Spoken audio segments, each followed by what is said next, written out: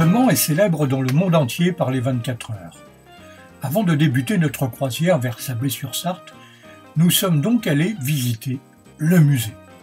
Voici une toute petite sélection de ce que nous avons vu au fil des années.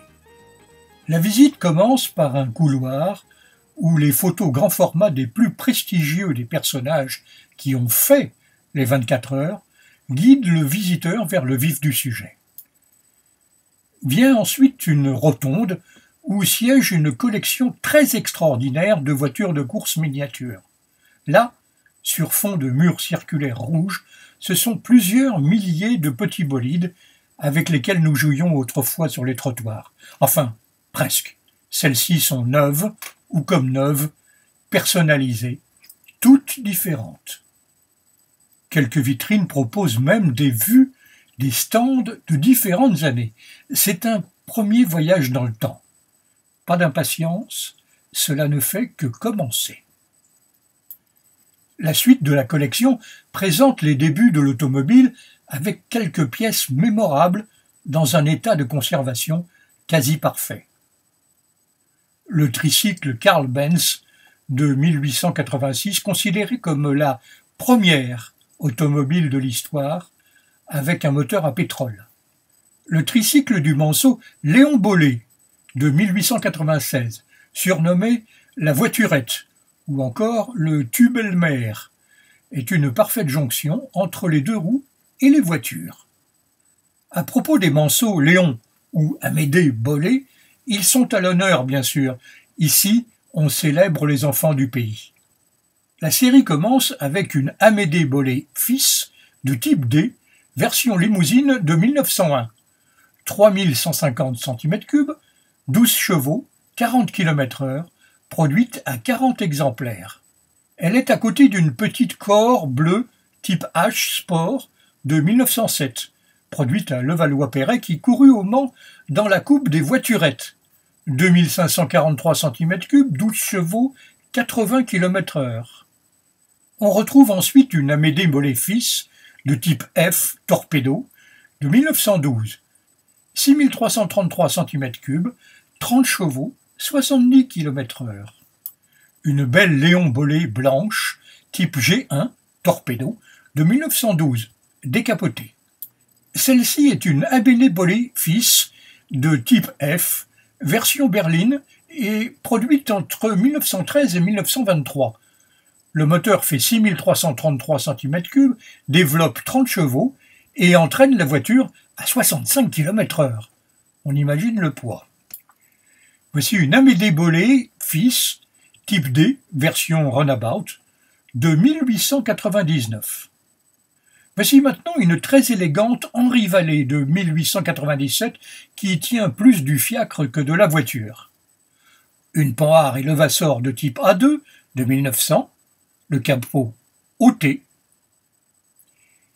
et les merveilles continuent de s'aligner. Une limousine électrique de 1908, en avance d'un siècle, la Krieger A155, championne des fiacres parisiens à moteur. Une Audibert et la Virotte, tonneau fermé 1901. 2000 cm3, 7 chevaux et demi, 30 km/h, construite à 50 exemplaires avec un double volant de direction. Elle est suivie d'une série d'ancêtres magnifiques.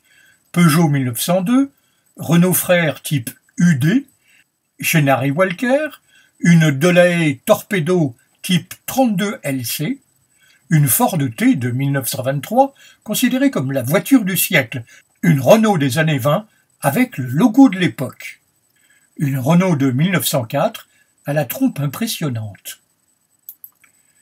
La célèbre Bugatti bleue Torpedo de type 40 de 1929 avec les bagages d'Ettore Bugatti lui-même.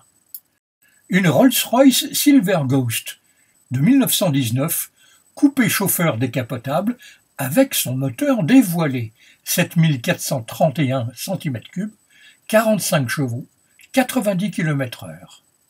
Une Packard 626, coupé speeder décapotable qui fleure bon ses années folles. Une C14 voisin et son bouchon art déco.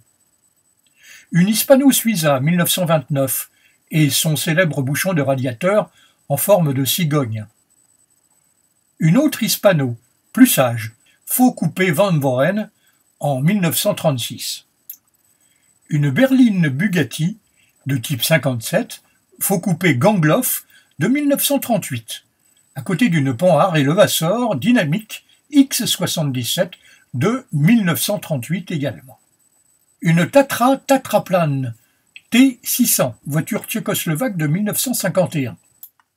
Et soudain, la turbotraction premier modèle, immortalisée par Spirou et Fontasio. C'est une Socema Grégoire de 1952, un prototype unique à turbocompresseur avant-gardiste pouvant atteindre 200 km/h. Des silhouettes plus connues de chez Citroën arrivent, une traction 15 6 cylindres de 1951 et une sympathique Torpedo type A de 1919 que n'aurait pas désavoué Boris Vian. Toujours chez Citroën, voici une DS sans roue, les 2 chevaux de raid, ainsi que l'une des autochenilles C4 P17 de la croisière jaune entre Beyrouth et Pékin en 1931. La Cadillac Eldorado de 1958, qui trône sur fond de Grand Ouest, est LE symbole du luxe américain de ces années-là. Pare-brise panoramique, climatisation, siège électrique à mémoire, ouverture du coffre et vitres électriques, etc., etc. Créée en 1952 comme un Dream Car, fabriquée à la main, elle était la somme de toutes les compétences de la firme de l'époque. Celle-ci est de la 3e génération des Eldorado. On entre maintenant dans le vif du sujet.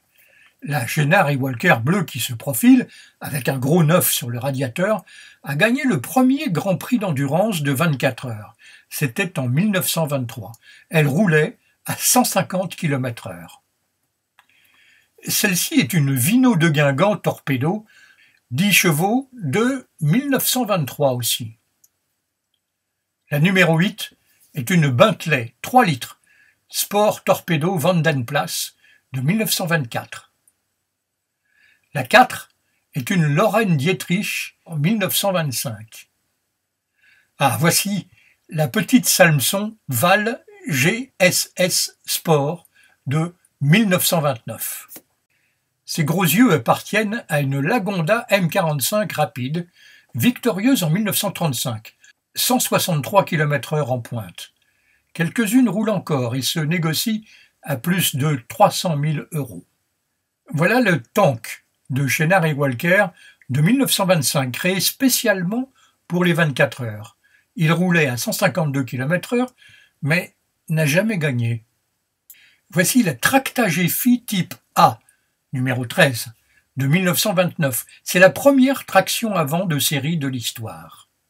Elle rappelle la Morgane, mais c'est une Singer, 9, de 1935. Les années passent au fil de l'allée, et voici la célèbre Peugeot Darlmat de 1937, 5e en 1938, avec un moteur 4 cylindres de 1991 cm3 et surtout cette splendide carrosserie aérodynamique signée Pourtout. Eh oui, la 4 chevaux a couru au Mans en 1950. 2 Ferrari côte à côte, la barquette 166 MM Touring de 1949, 1992 cm3, 140 chevaux et 201 km/h. Et bleu acier, longue et effilée, une ligne sublime et indémodable, voici la 250 GTO de 1962, une des plus célèbres voitures grand tourisme de tous les temps, et aussi la plus chère, plus de 50 millions de $.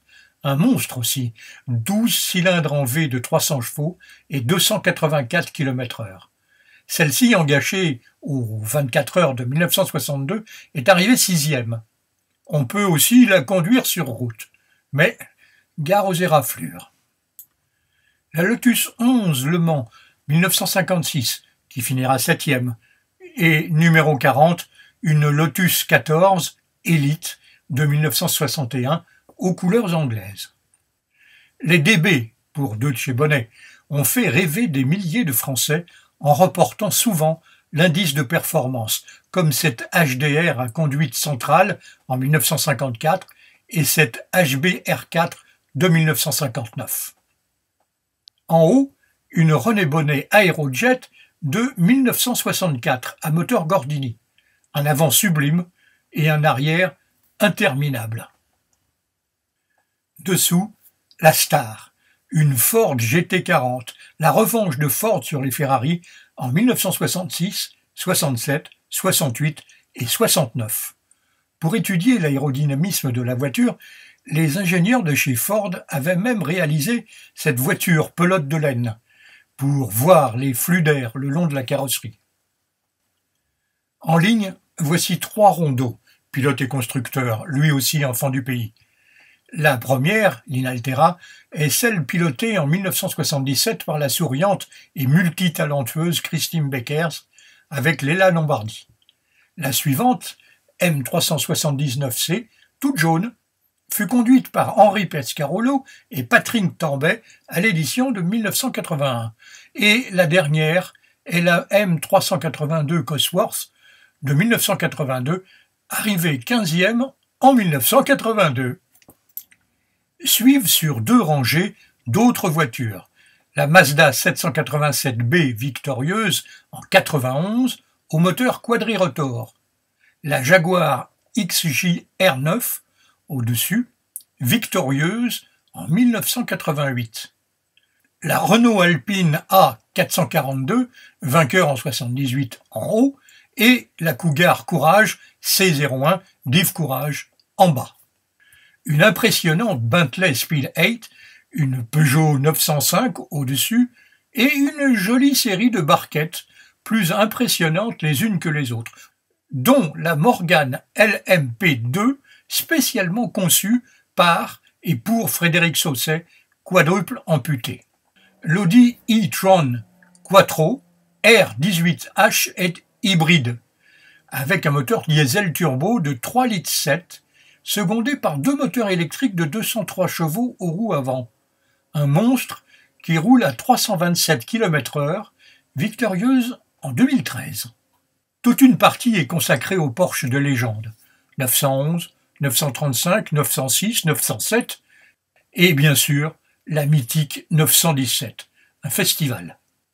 En conclusion de la visite, le musée a consacré une bonne partie de ses allées aux voitures récentes, hybrides. Pour réaliser les progrès accomplis depuis, voici une Dodion Bouton de 1885, à vapeur. C'était 1 an avant le tricycle de Carl Benz. Et voici la Porsche 919 hybride, électrique de 400 chevaux à l'avant et moteur 2 litres de 500 chevaux à l'arrière. 345 km/h et victoire en 2015, 2016 et 2017. La voiture de l'avenir ? C'est la fin de la visite. Le panneau des 13 km 626 de l'arrivée du circuit le signale. Il ne reste plus qu'à passer à la boutique et à s'en aller. Des rêves plein les yeux.